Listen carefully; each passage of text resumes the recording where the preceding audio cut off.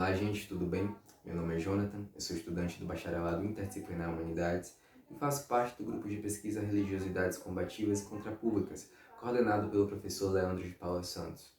Bom, esse projeto completará em agosto um ano e durante esse período nós nos dedicamos a acompanhar alguns grupos evangélicos que ganharam relevância e atenção principalmente após a eleição do presidente Jair Bolsonaro, que aparatou vários dos seus ministérios com lideranças religiosas e, como bem sabemos, frequentemente tenta se aproximar dessa comunidade através de seus discursos. Isso pode ser observado, por exemplo, quando o próprio presidente diz que irá indicar ao STF um ministro terrivelmente evangélico, seja lá o que isso quer dizer.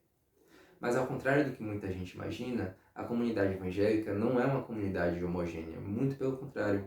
É uma comunidade multifacetada, uma comunidade que possui diversos espectros, que vai desde o protestantismo histórico ao neopentecostalismo, que marca forte presença na política brasileira atual.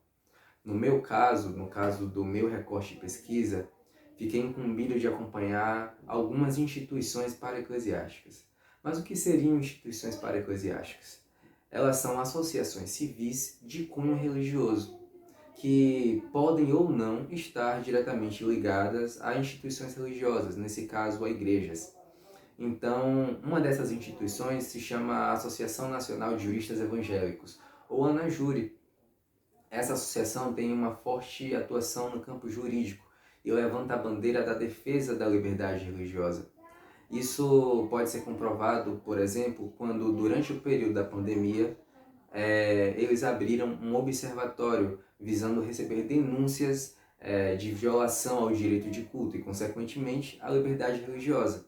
Nós sabemos que durante a pandemia, muitas cidades e municípios, visando evitar contágios e a superlotação do sistema de saúde, emitiram decretos e medidas que restringiam ou proibiam os cultos.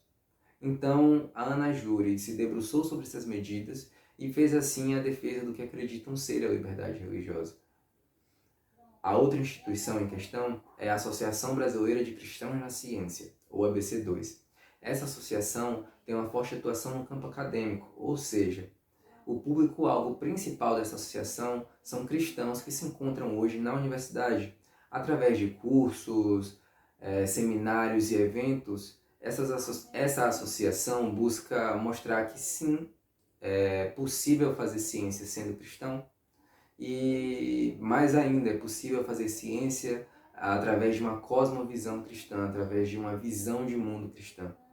Essa associação é fortemente influenciada por um político intelectual holandês do século XIX chamado Abraham Kuyper. O Abraham Kuyper, ele defendia veementemente que os cristãos têm que atuar na esfera pública de maneira a defender os seus ideais e princípios, ou seja, a sua visão de mundo, entendida como cosmovisão.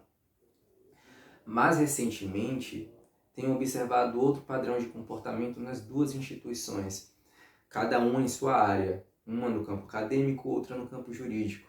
Percebi que elas têm emitido discursos que se aproximam de uma discussão do campo da sexualidade ou do campo de gênero. A gente pode perceber isso quando a ANAJURE, por exemplo, entra em defesa do ministro Milton Ribeiro, ministro da Educação, que foi acusado de homofobia em uma entrevista no passado. Ou ainda quando a própria ANAJURE se envolve em uma ação direta de inconstitucionalidade 5.668, referente ao combate ao bullying homofóbico, afirmando que não é necessário um combate ao bullying homofóbico, já que já existe um combate ao bullying. O combate ao bullying homofóbico poderia, por exemplo, afetar a liberdade religiosa de instituições educacionais confessionais, por exemplo. Já a ABC2, a Associação Brasileira de Cristãos na Ciência, tem entrado nesse debate na medida em que problematiza o que é ou não biologicamente determinado. Ou seja, o gênero é determinado pelo sexo ou não. Eles têm traduzido artigos com essa temática e o seu presidente, por exemplo, que possui uma coluna no jornal Gazeta do Povo, já escreveu alguns artigos questionando e problematizando essa temática, mais uma vez. Então, gente, através desse curto vídeo eu tentei mostrar para vocês um pouquinho do que é e do que tem sido a nossa pesquisa. Eu espero que tenha sido elucidativo.